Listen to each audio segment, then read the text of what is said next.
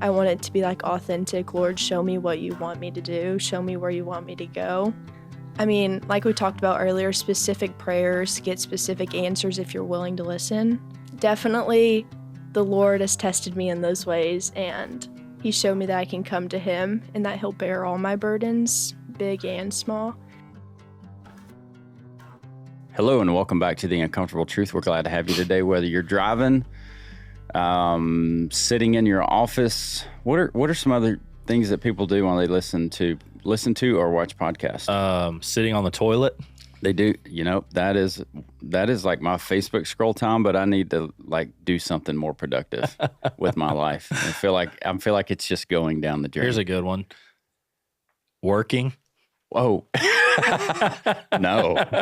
Who would do this at work? Nobody listens to podcasts while they're at work. Supposed to be doing work. We have a special guest today on the show. I am very excited to bring this person on. This is my daughter, Miller Goswick. Miller, welcome. Thank you. Thanks for having me. It's good to have you. It's good to have you. You've had some pretty cool experiences in your life, in your short life so far. You're 17 years old. Yes, sir. Right? I'm going to try not to answer the questions for you. I don't ever do that with anybody else, but I know you better than I know most people. So let's just walk through your faith journey. I'm inspired by how you live your life out for Christ. I think it's the reason we want to bring you on the show is just a young person's perspective on living life today and what the ups and downs mean, and how you're pointed back to Christ and what impact Christ has had in your life. So let's just start with your salvation experience. Do you remember your salvation experience? What was that like? How old were you? I do. I was actually really young. I remember being 8 years old, and I was laying in my bed. My mom came in to tuck me in like she did every night. And somehow, I think the message at church had been on salvation or something that day. And so she came in and she was like, "Are you understanding these things about it?" And we were just kind of talking through it. She told me good night. She went and tucked my brothers in, and then I'm just sitting there, and I'm like, I think I really do understand this. And so then I was like, okay, I'm going to pray the prayer of salvation. I think I'm ready for this.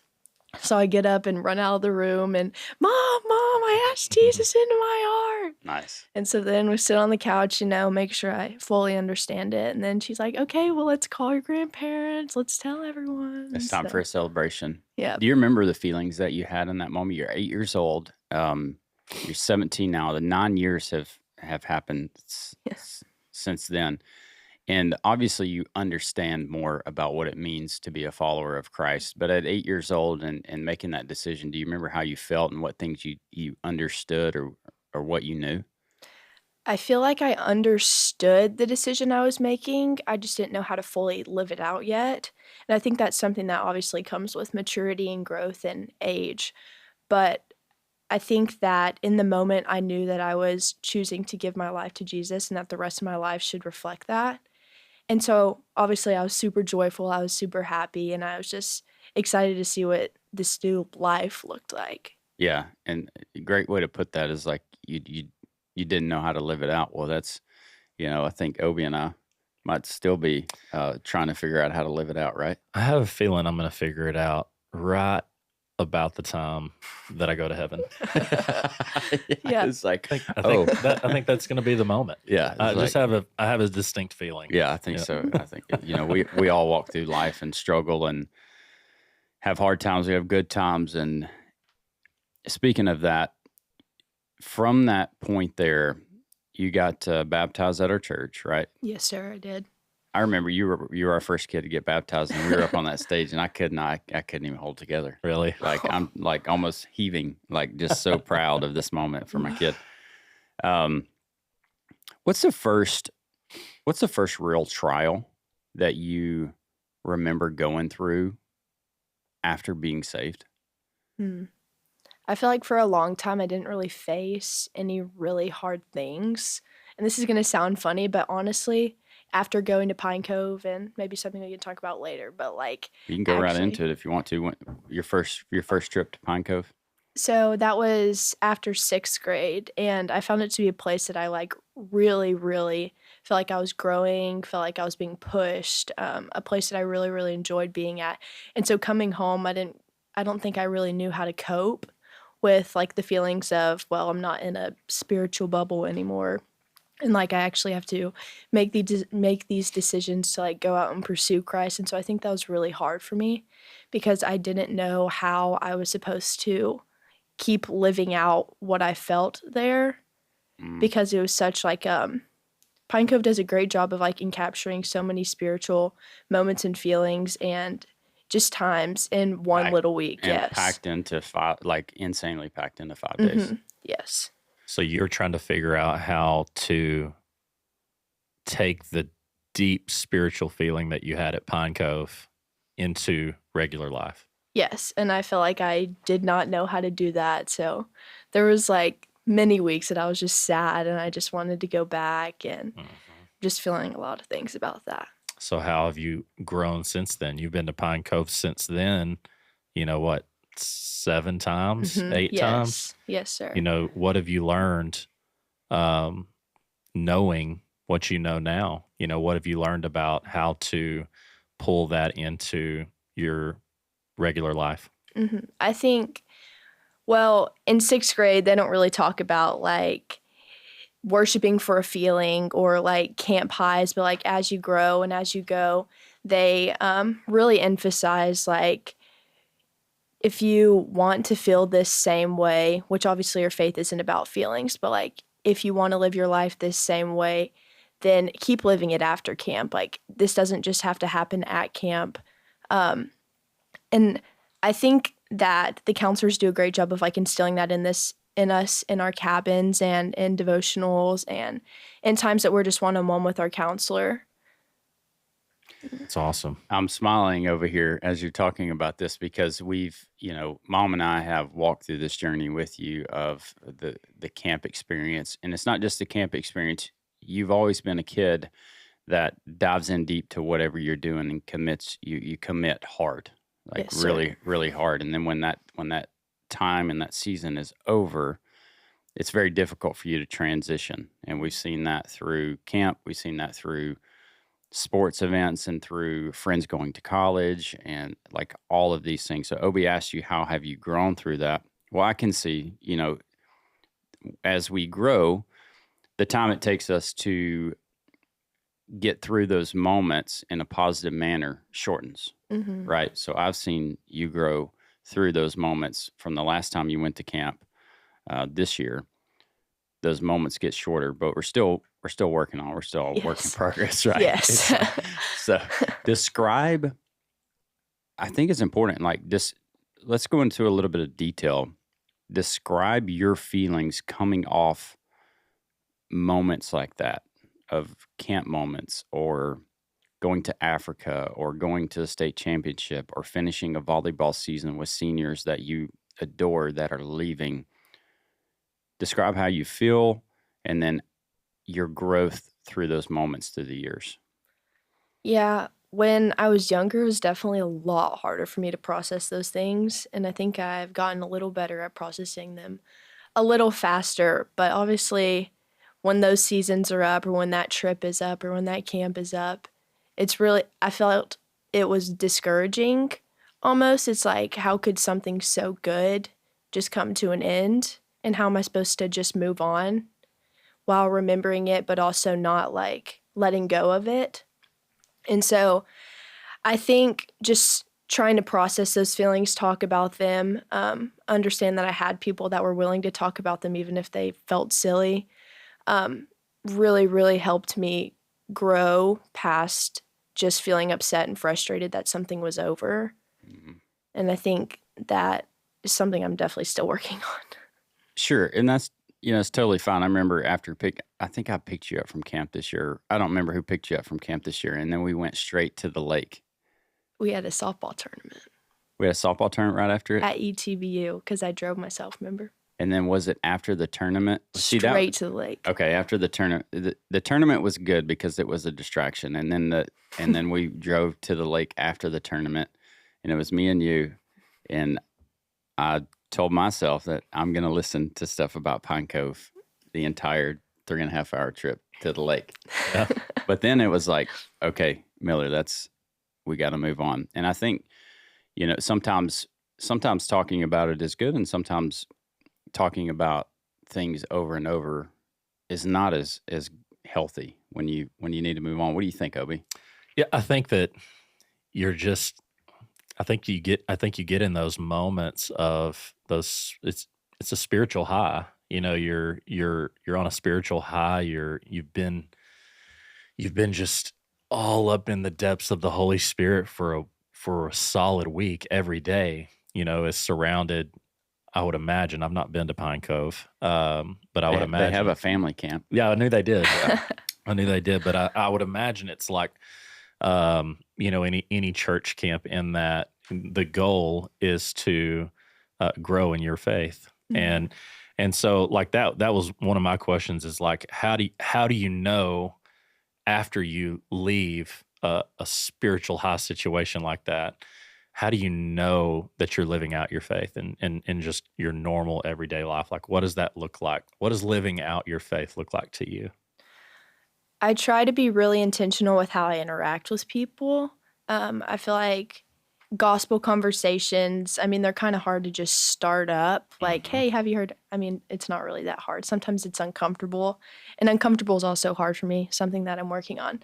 But I feel like intentionality with building friendships and then allowing gospel conversations to come through there, or just trying to strengthen my walk before I try to not push it on others, but encourage others in theirs, making sure that I'm not like being two faced and not saying like, oh, I'm I'm not reading my Bible, but maybe you should go read your Bible. Mhm. Just making sure that I'm living out what I'm encouraging others to live out, Yeah. I think is something that really, really is impactful. And it gives you almost like a rewarding feeling of like, thank you, Lord, for this gift that you've given me to go out and share with others, and not like, thank you for this interaction or this conversation, but like giving the glory back to Him. I think those are some practical ways that I've been able to live it out and just staying consistent and talking to Him and Yeah. um, That's just awesome. What are you doing outside of those big experiences, big life moments to strengthen your faith? Like every normal everyday life. Like if your perfect routine of like doing this, this, and this, what does that look like? I'm not very good about waking up early. So usually when I spend time with the Lord, it's at night after my day. But something that I've also been working on is prayer consistently throughout the day. Like in my car, I'll just listen to music, I'll turn it down and just speak out loud to the Lord. Mhm. Just go before my day, Lord, be with me. Allow me to feel your presence in these things, maybe peace in this thing. Um, just make your presence known to me. And then I try to thank Him for those things in that moment whenever I'm like, wow, Lord, you really helped me feel calm during this speech today, or this test I really feel like I did good Mhm. on. Thank you. So I think throughout the day, that's ways that I try to live out my faith. And then coming home, I, It's more difficult there, isn't yes. You, you have two little brothers that Yeah. seem to be the They test my faith. the button. Don't push the red button, and they're like, "Where?" Bam, bam, bam, bam, bam, bam, bam. There's the red button. Miller, do something about it. Yeah. Yeah. It's a little harder. But Yeah. I think a way that I also try to live it out is by being kind to them, even when it's hard. I know it's hard to say these, like when you have somebody sitting across the table from you that sees everything about you. Like I know that, sometimes you smack one of your brothers, but also know that you're kind to them. You also know sometimes they deserve it. Bro, I walked in the kitchen last night and our two boys are 14 and 11. McCoy's 11, right? Mhm. And I heard a scuffle before this, and McCoy's laying on the floor in the kitchen, and he's got just little tears rolling down his face, and you can just see on McCoy's face when he's upset. He's laying on his back, spread out, and he's just like, what's wrong, McCoy? And Memphis pops up, and he tells the story of what happened. It was something with washing dishes, and McCoy essentially said, "I'm going to get you in trouble uh, before you get to go leave and play golf. I'm going to tell on you so that you have to wait to go play golf." and Memphis, he poked at him, and then McCoy hits Memphis in the head with a bowl, and Memphis turned around and laid him out, which doesn't happen very often. Memphis is like very passive, and So Courtney walks in. That's what Miller has to deal with. That's what we all had to deal with. Courtney walks in, and I said, "This sounds like you messed around and you found out, dude. Like, this is what happens when you talk about prayer and that you're working on, your prayer life and consistently communicating with the Lord. Have you seen instances and started to recognize instances where you specifically prayed for something and God answered it? Yes. Now that I'm implementing prayer a lot more than I have been, I think there's definitely specific times that I've prayed really specific prayers and the Lord has answered in really specific ways. Like one instance, yesterday I had a speech and I wasn't quite prepared for it. And so I was praying like, Lord, even though I don't feel prepared, like, please just calm my spirit, allow me to know that like my preparation is going to like end up with a good result. And speech class rolls around and my teacher doesn't make it to class that day, so we can't give our speeches. And I was like, okay, thank you, Lord. Like, that's one way. That is one way. That's so cool. That's good. I've got a question. Okay. So this might be a difficult question. I don't know. It may not. You may just know the answer immediately. But your dad, I think, actually sent me a message the other day talking about the struggles that teenagers and adolescents are having, particularly on social media platforms. Yes, sir. The one that hit me kind of square in the face the most was the statistics that he had about Instagram, which he went through all of them. But Instagram appears to be the one that most young ladies struggle with the most as it relates to comparison, insecurity, all of the things that really just seem to be a struggle for young ladies. Young men struggle with them too, but the statistics show that young ladies struggle with them more. And so my question is how does your faith help you deal with feelings of insecurity, feelings of comparison that inevitably your friends and you may struggle with from time to time, but how does your faith help you through that? As a girl, I feel like we're definitely more vulnerable to those kind of insecure feelings, and not that boys don't feel them too, but I feel like girls, there's a lot more jealousy, there's a lot more comparison, and it just steals the joy from you. And so I think knowing from the Lord that I'm created in his image, Genesis 1:27, he made them male and female, he created them in his image. Just going back to the things that I know are truths in my life and making sure that, like, even though worldly distractions try to take that truth and try to distort it or try to distract me from it, that the Lord says that I am his. In Isaiah 43, the Lord says that I'm made in his image, and that trying to live that out and trying to make sure that others understand and know that truth is definitely a way that has kept me kind of from those feelings. And I mean, I definitely do feel them sometimes. Like, I'm not invited to this birthday party, or this person is going to do this with this group and I'm not there. But also, my parents have done a great job of protecting me from those things. I didn't have Instagram until this year, and it's for recruitment for softball. I haven't used that as well as I should have. And Dad's laughing because he knows. We still haven't posted anything, but you know what? I ain't mad at it. Like, the less you're on it, the better. Yeah. So I think my parents keeping me from that, but also knowing who I am and who the Lord says I am, has really allowed me to know that I'm not like defined by a moment where I compare myself to someone else or I'm jealous of something. What a great message. That's a great question. And I know that it appears as if you live your life where you don't give comparison much thought. I don't know if that's how you live it in your head, but it appears like you're not getting up and putting a bunch of makeup on every day.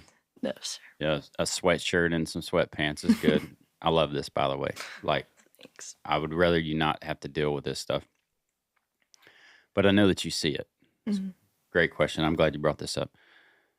I know that you see it in the girls that you're around. Maybe Mhm. not your closest, but I know that you play volleyball with a bunch of people. You play softball with a bunch of people. You go to school with a bunch of people. Yes, sir. How is this impacting the kids around you from your perspective? And then also, when the Lord allows you to, how are you encouraging other people through these issues?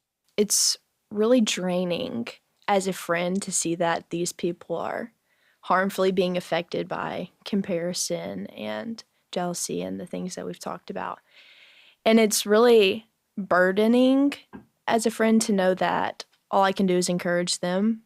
Um, I think that the friends that I have who really struggle with it, it's easier for me to encourage because I know that, like I was saying, the truths that the Lord has placed on my heart, that I can speak those truths into other people. And I mean, maybe they're not completely open to it, but still planting those seeds of encouragement and of the things that the Lord has given me to kind of deal with this, cope with this, has really helped me give that to other people and to share that good news with other people who are struggling with something Yeah. like that. That's awesome. The first thing that you mentioned to me was really insightful for a 17-year-old, and you just turned 17, right? Like Yes, sir. you said that you're thankful that your parents kept you off of the platforms. That's a message right there. Yeah. It's a message to the listeners, because I think that you could probably, validate my thought process in that a lot of your friends have been on Instagram since they were 10 years old, Yes, sir. and they develop these foundational psychological identities and issues and all of these things that um, our minds aren't meant to have to think about when we're 10 years old and 11 and 12 years old. To handle the mass effect of what the guy in the video was talking about was your natural surroundings are already enough. As a girl Mm, coming into adolescence, there may be 10 or 20 girls that they hang around with that they might compare themselves to, right. just naturally. But as you open up that screen, there's thousands of beautiful women on there that little girls tend to compare themselves to. Or whatever, whether it's beauty, whether it's A life, whatever they might be interested in. yeah, a family that goes on vacations all the time, or Right. at least appears to go on vacations all the time, or a family that appears to be super close knit and they don't have that at home, or a dad, like Right. simple things that easy to think that like I don't have that, I want that, I want that, I want An that, I want that. athlete. Mm-hmm. I mean, and I think about how much you love athletics, Mhm. and it kind of leads me to my next question, which is, there's a lot, you're getting to an age where there's a lot of pressure about the future, Yes. right? Yes. Right. You feel it So, weighing down on you. so I mean, you're there, you're in that moment where you're starting to feel like that you need to be making decisions about your future, right? Yes, sir. I mean, and so it's a real struggle because you get pressure from your parents and your Mhm. coaches and your teachers, and then you feel this intrinsic pressure, and it's like, I need to get my crap figured out, Yes. and so, how do you handle the pressures that high school brings, like planning for your future and making major life decisions? How are you handling that right now? Up until like last year, I had no idea where I wanted to go to college, no idea where I wanted to study, no idea if I wanted to play sports or not, if I wanted to go to a university or a JUCO, no clue at all. Yeah. And so I think that knowing those feelings and knowing that, like, oh, I don't really know right now is really stressful. And it's like other people are like starting their pathways for college, and I'm just sitting here like, okay, don't really know what I'm going to do. How does that Um, make you feel? it definitely really, really stressed me out for a long time. Okay.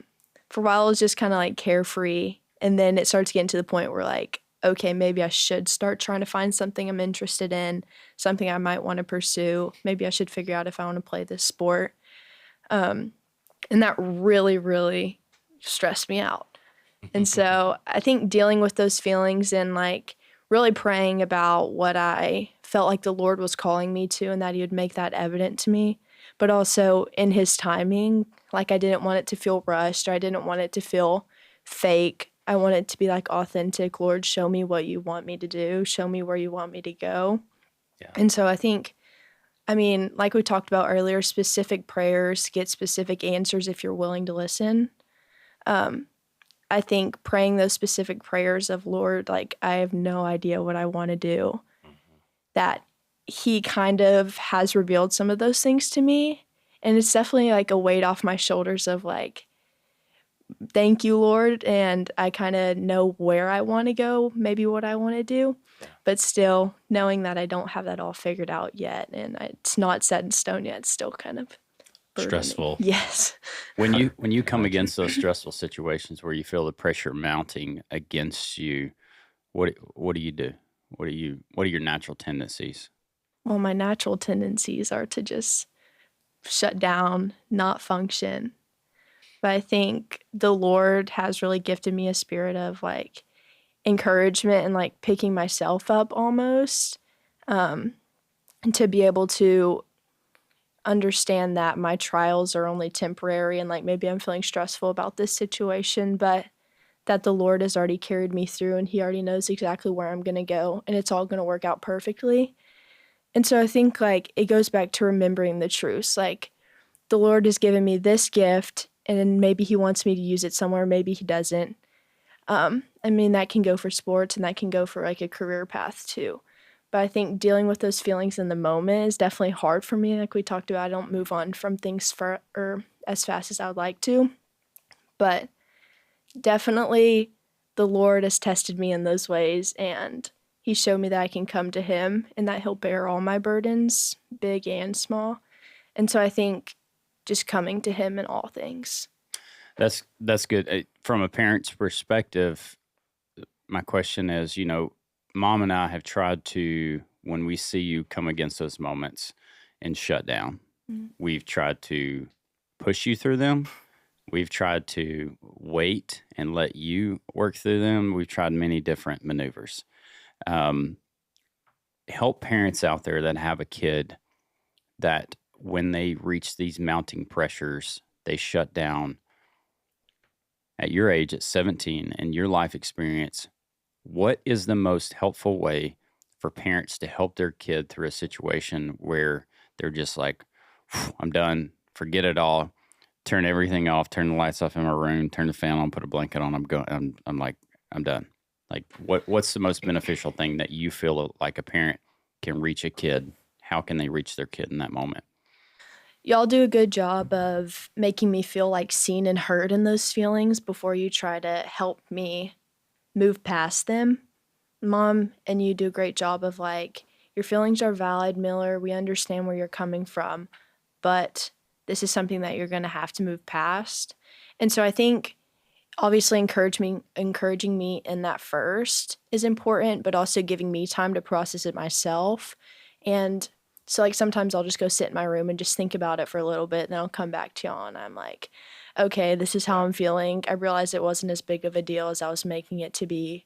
And then sometimes that kind of helps me process it through a little more efficiently than just trying to work it out immediately.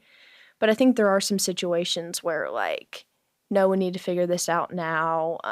It's really like weighing on me. And so something we need to figure out in the moment. And I think just talking about that parents asking insightful questions and deep questions and continuing to like pick your brain on where your heart's at um, has really made a difference in how I view going about these trials and how I view processing them. You said that. I think that's a great answer. You said that we do a good job. Well, that's through 17 years of learning with you. When you were 4 years old, you got mad at us. You had spent like a week or two with Gigi and G-Pop, which is my parents, and came home. And, life is rainbows and butterflies at Gigi and G-Pop's house at 4 years old. It is like the world is about you, and they will do everything to make sure that you're having a great time. Also with discipline. You come home, and it was life back to normal. And Miller, at 4 years old, was packing her bags, ready to go back to Gigi and G-Pop's house. Of course. I stepped on the porch. Yes, Mom said, start walking. But those are big moments, in your life and in our lives. So, like, we can't just push her through these hard moments because she's not ready to work through it. And it was evident at 4 years old. What I heard Miller say was, when you asked her, what can parents do? She said they can be patient. Yeah. They can be patient with us. And she knows that's not always easy, but in the times that you and Courtney have been patient with her, it's allowed her to process through the things that that she's working on and that she's dealing with. And that's what I heard. And it may have been, that's what I needed to hear because I am not very patient by nature. It's not one of the gifts that I feel like the Lord's given me. I've got to really work on it. I feel like that we as parents have to work on it even more with our kids, and because we want to help and fix those problems immediately. We don't want you to have to, but we also understand that you've got to deal with some of them. Another thing that kind of going back to, working through a lot of the stresses and the fears of maybe not quite having your future planned out. You said, what I heard was, I've come to learn that God is going to bring me through whatever circumstance in his own time. And I know it's going to be good, whatever it is. That's what I heard you say. And like, that is so profound. Like, it's to have that thought process and have developed that over just a short 17-year time frame. Like, if you can keep that, Mill, like, for the rest of your life, it's going to be okay. It's really going to be okay. I feel like that high school, it's one of those things where you're going to graduate in a year and a half. Like, that's coming. So most of life doesn't have like this definitive time, like endpoint or timeline where we know we've got to hear God's will for our life by this like 18-month time frame. It's like, You know what I'm saying? Lord, I'm waiting on you. That's It's right. Like, when are you going to tell me what to do? It's coming up here. Yeah, here we go. And I feel like that's why so many teens struggle, right? With the stresses of high school and dealing with their future, because they feel like that they've got to have this time-stamped answer right before they graduate, or they're just going to be worthless. Or I don't remember all of those feelings, but I do know that's got to be a bigger reason, knowing that you've got this timeline that you have to get a decision in. And again, I think recognizing and what Miller's recognized is that it's okay if I don't know. And I would just encourage and validate that you're right. It is totally okay if you don't have, what looks like a future planned out as you're going into your senior year. Yeah, you're 17. That's right. It's totally okay. One of the big things that happened in your life was last year in softball. Mm. Walk me through that experience, whatever details that you want to give, and then how the Lord worked through that experience in your life. Mm. So softball has grown to become my favorite sport. When I was little, I played it all growing up, and then I kind of got to a point where I was like, I'm tired of being dirty and hot. I'm ready to be done. And my parents were like, okay, whatever you want to do. So I took about a year and a half, 2 years off going into 8th grade, and then throughout my freshman year until softball season came up. And I tried out for the team, made the team.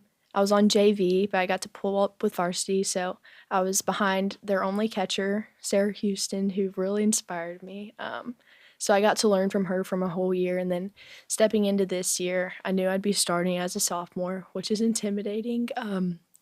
I definitely knew that I was going to have to step into a role, and I didn't really know what that role was at that time, but it was really something that I came to learn throughout the season. And so we go through the season, we play a few tournaments that we were really successful at, some big tournaments, go into district, we're having a good run, come up against Lufkin, and they beat us. It's the first game against Lufkin, correct? Yes, sir. Yes, sir. So first game against Lufkin, they beat us, and that was kind of a kick in the face, like maybe we're not all that we think we are. And so we come against Lufkin, they beat us, we move on with district. We play White House, beat them, which was really big. Then we come to Lufkin again. Y'all haven't won, Hallsville hadn't won district in 3 or 4 years, I believe. We hadn't. And we're, it's a big softball school. We're usually really good at softball. Yep. We had been co-district champions or second or third. runner-up. Yeah. And so we finished out district, first in the district. We tied with Lufkin, unfortunately. That's still first. With one loss each. Then we go into playoffs. What was y'all's record when you finished district? I know we finished 36-6-1, but I think we were probably around 20. Yeah, around 24. Yeah. 24 and 4 or 5 at that point. Yes, sir.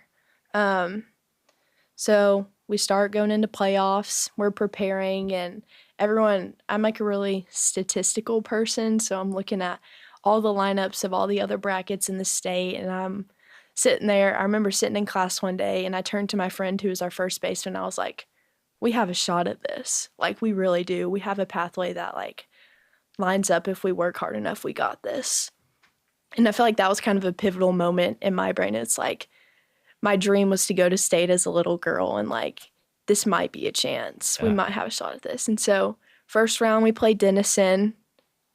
We kicked their butts. Kind of feel bad saying that, but we did. You beat them by a lot. We did beat them by a lot. Second round was Lone Star. This one was a big one. We beat them by a lot. Is 2 out of 3 games. Yes, 2 out of 3 games is a series. Second round, we play Lone Star. We beat them first game, I think 11-1. The second game, I remember I was on deck, and our pitcher had just hit, and she was running her bases, which coach never lets her run. And so I guess this was kind of like, all right, Lindsay, here you go. And she's rounding third, and she dives in, but she like landed wrong on her shoulder. And she rounded second. Oh, and yeah. Then she shouldn't have went to third and went to third and then dove in to try to avoid a tag. Yeah. Right? And then she landed on her shoulder, and she hurt her shoulder. Well, she was pitching that game. Ace pitcher. Our ace pitcher, yes. And so, I mean, obviously in playoffs, it's not a good sign. We're probably going to play a game the next day. Yeah, that game was not good. It was raining too. It was a hard atmosphere. And then trying to bounce back after your pitcher just gets hurt. It was not good. So we ended up losing that game 12-11. And then the third game, we come out. Our sophomore pitcher, Ella, she pitched for us. And Lindsay pitched that game.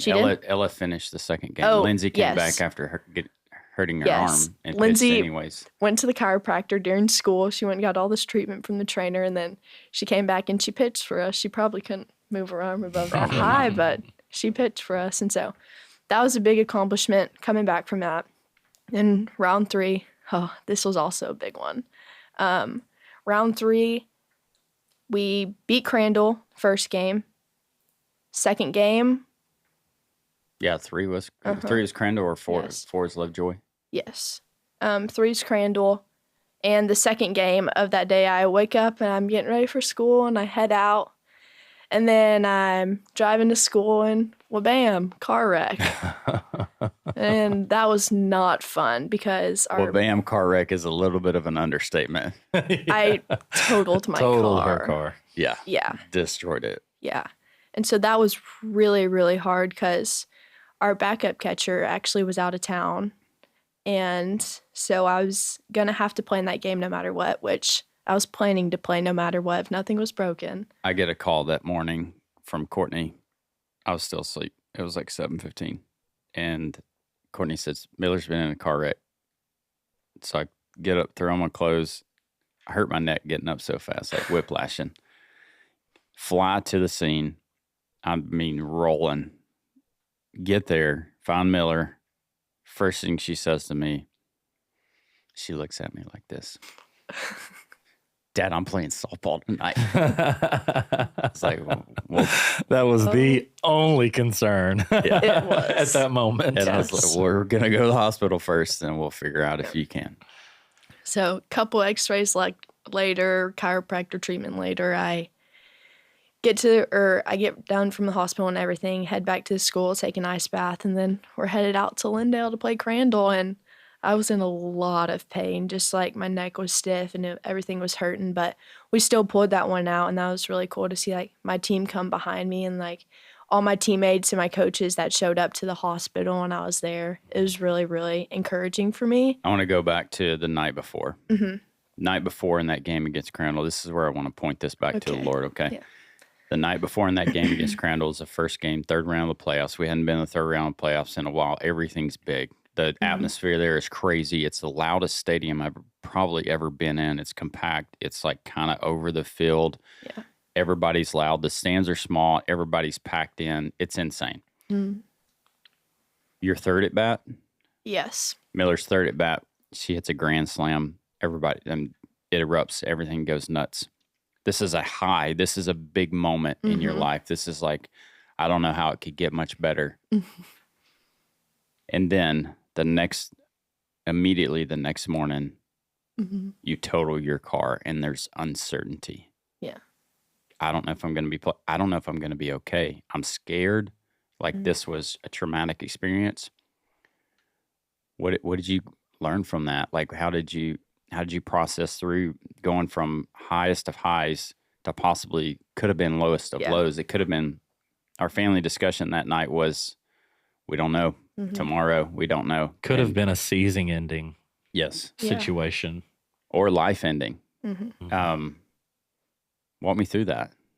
I think it's kind of a reality check, but also something that I felt Satan was like targeting our team because, you know, our pitcher had gotten hurt the last round and there had been so many good things that have come from that season.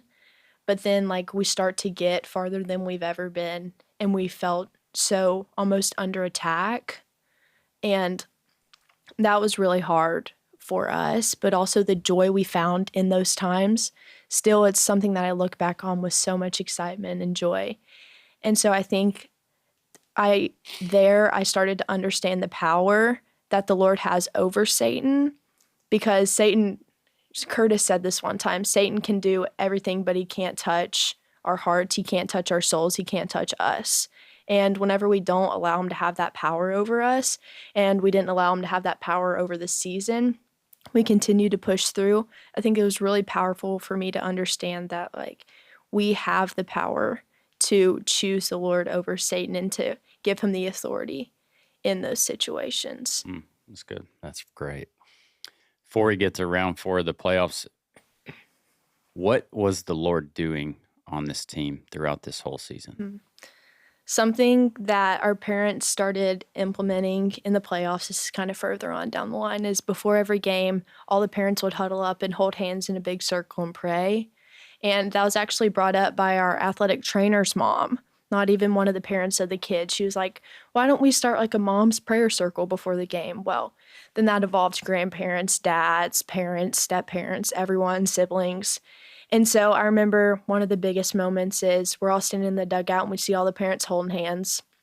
And all of us are like, wow, just standing there admiring it. And then someone on our team's like, we should go. And so there's a video of us all walking out of the dugout and going and holding hands with our parents and just praying over the game that we've been blessed to be given, and then the field that we were about to play on, and safety for both teams and everyone.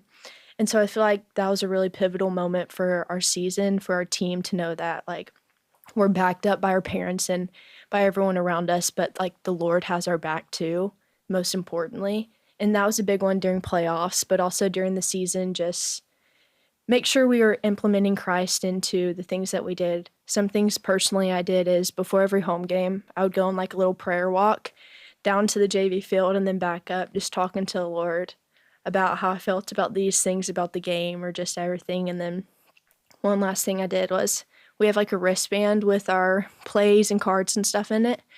And mine flips up, so I have the defense and the offense one because I'm a catcher. And so whenever it flips up, I put like a little piece of tape on there, and it said Jehovah Shalom, which means the Lord is peace in Greek. And so I feel like just implementing little things to remind me of his character and to remind me of his love is really what brought us through ultimately. Yeah. Awesome. So cool. All right, round 4. Round 4. We got a few more minutes. We can talk about this softball journey. Oh, yeah. Round 4, we went to Forney, playing Lovejoy. Yeah. And Lovejoy, not to hate on them, but sometimes they can come across as, what do you think the right word of this? Somebody from Lovejoy might be watching this, so we're not trying to offend anyone, I guess. Entitled, maybe? A little bit. A little bit. Yeah. But almost intimidating. Yeah, intimidating. Like their sports are always good. And they are. Yeah. We knew going into it that we were going to have to work for it. Well, round 4 comes up and there's the day we were supposed to play has all these rain delays, lightning delays. So we'd start like 2 innings and then have to go sit in like a little room until like an hour and a half goes by. And then we go back out and play a few more innings and then go back. It was a hassle. It was back and forth. Yep. But we ended up pulling those 2 games out. Barely. The second one was barely, as in extras, I believe. Yeah. And then round 5, playing Grapevine in the state semifinal. And so we played them first game in Athens because they wanted like neutral site both times. So we played them in Athens. We did not play good. You still only got beat 2-0. Yeah. They were a good team. They were very good. Good pitcher. Great pitcher. Yes, she was a really good pitcher. So we knew we were going to have to come back. We didn't get to play on that Friday. So how our games worked were Thursday, Friday, Saturday. We didn't get to play on that Friday, I think, because of weather. And then the Saturday, we were going to have to play a doubleheader if we wanted to win. Mm-hmm.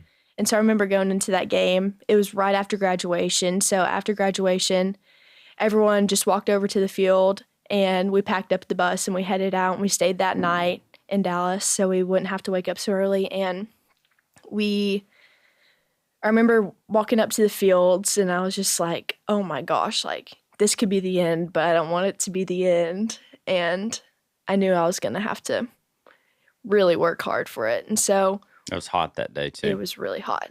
We played the first game. It was extra innings too. Both those games were extra innings. Mm-hmm. We played the first game. We win 4-3. And that was crazy. I was like, oh my gosh, we just won this game. Coach walks the bases loaded with 1 out. She puts 2 runners of the on. 7th. Yeah. She came up to me and she was like, I'm putting it all on the line. And I was like, okay, like everyone go 4. Miller catches, if you have a pass ball, it's over. Ball game's over. You're out of the playoffs. You're done. Yep. So we pulled that game out, getting out of the bases loaded situation. And then we get to the second game. I end up having to catch again. So it was 16 innings that one day. Wow. And it was hard. It was really hard. But we ended up pulling that next game out because our starting center fielder, she hit a line drive down the line. It like hit the corner of the fence and just bounced around. And she hit an in the park home run to send us to state Walk championship. off. And she walked it off. And I think that was the coolest feeling of my life. Like our parents say that was our state championship. It really did feel like it because it was such a big Yeah. moment for all of us. What a season. Yeah, it was a know. great season. We lost in the state championship against a team that's pretty much a D1. It's like be like playing a Fourth D2 in the team. nation. Yeah, they're really, really good. But okay, so going through that was another super high experience for you. What did you take from that after you were able to come down, process, walk through? Like, what'd you learn? I learned that I'm capable of more than I think I'm capable of physically. We played for 6 months straight, and I didn't know how much I would have left by the end of the season. But with the joy and the strength of the Lord, I'm capable of way more than I thought I was. And so I think that was a big thing that I learned, but also like the power and camaraderie and unity in a team, but also like centering it on the Lord. It's so much more fulfilling to make sure it's focused on the Lord rather than just be a successful team and have nothing like backing that. And so I think really that we knew that our team was powered by the Lord and that all the glory was going to Him, it really makes a difference in a team. And it's something that I would love to continue to implement, but I know it's never going to be the exact same because no team is the same. You would say you're very competitive, right? Very. Get that from your dad, maybe. So, what would you say that you've learned about loss? What would you say that you've learned about It's good. how to deal with loss in a game where, you know, in all of this, it so much relates to our faith and life. But what did you learn in the loss? I will say sometimes it can be a pretty sore loser. And the losses in playoffs, those definitely hit me hard. Typically, I tend to avoid those feelings. Like, I remember our parents would always line up outside the dugout and cheer for us after each game. In this game, I just walked out the back way to the fence to the bus. I was so frustrated. But I think it motivated me to work harder, to push harder, to grow more, to encourage better. I think it pushed me in so many different aspects as a person and also as an athlete. But then also understanding and then feeling that guilt of kind of like avoiding those feelings and maybe taking it out on some other people really brought like a graceful sense to my heart of like apologizing to people, making sure that these people felt cared for and maybe they were dealing with the same things I were, but they didn't have the same reaction. So I think I definitely have not in the past handled it how I wish I would have, but I think that the Lord taught me a lot in those seasons about His character and my character. I want to talk a little bit about that season, but I want to go back to 8 years old when we had a team called the Storm. And it's like the core 4 or 5 of the group of this core group of girls that were on this softball team that made a run to the state championship were on this Storm team, this local team. And the goals of our parents on that team were let's put what's number one. So for most of the tournaments that we played in, we didn't play on Sundays. And we did this for probably 4 years. We didn't play on Sundays. Honestly, we didn't win a whole lot of tournaments. We didn't get a lot of hardware.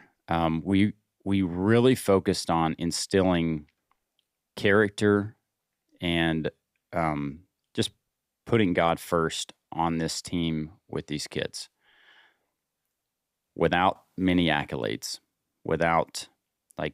we would literally go to a tournament, maybe win a couple games on Saturday, and then give up our place in the bracket on Sunday. Not every time. There's some tournaments that we would play out. But then I look from at 8 to 9 years later, these kids who didn't win a whole lot of tournaments growing up went to the state championship And what does that say? I've thought a lot about this. What does that say? It's like, it's not all about the hardware. Mm. Mm. It's not all about winning. We have to instill in our kids, like, what's really important? What's really important? And that team bonded together more than I've ever seen a team. I was on a state championship run team. We also lost in state championship my senior year of baseball. We had a great bond. But, man, I've never seen, like, this team drew the community in together for the purposes of the Lord, not for glory of Lady Cat softball. Mm. And that was really, really cool. To finish out the show, you've been on some great teams. I have. You've had some awesome unity, Mm. great camaraderie. You're pointing each other in the right directions. You're all being positive for the most part. If you're not being positive, somebody's like, get your crap together. We're going to work through this together. But you've also been on some teams that didn't have any of those things. Mm-hmm. So in those moments, in those seasons where it sucks, where you don't have that camaraderie, or you don't have that team unity, or people are bickering back and forth, how do you deal with that? Mm. That's a good question. I think my natural reaction, my fleshly reaction, is just to deny it, to almost live in the world, just kind of tolerate it. And that shouldn't be my reaction. But also remembering the good things from other seasons in the past, remembering the good things about the Lord that I serve, seeing and finding the good things about other people, my teammates, encouraging our coaches, encouragement from our coaches. I think there's so many good things that come out of bad seasons. We just don't recognize them. Do you feel like you grow more during those really great seasons, or like the super hard ones, or somewhere in between? It's not a loaded question. Like, what do you feel like? I feel like, honestly, in between. In the good seasons, I feel like I'm pushed a lot by the success, the motivation to be better. But also in the bad seasons, I think I'm pushed more in the bad seasons because I'm forced almost to step into a leadership position, but also to live out that leadership in different aspects of my life.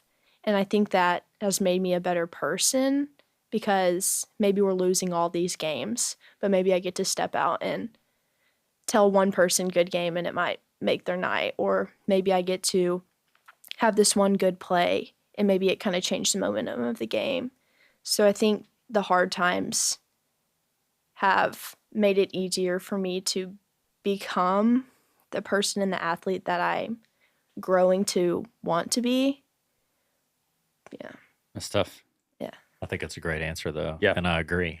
You got to have more mental fortitude in those difficult times. It's just kind of the reality of life, right? Yep. You know, and man, all the stuff that you're learning and the stuff that and the person that you're growing into, and I'm super proud of you, and I'm excited to see what God has in store for your life, and the foundational truths that you have talked about at 17 years old are the same truths that you're going to be talking about when you're 41, 42, 45, 75.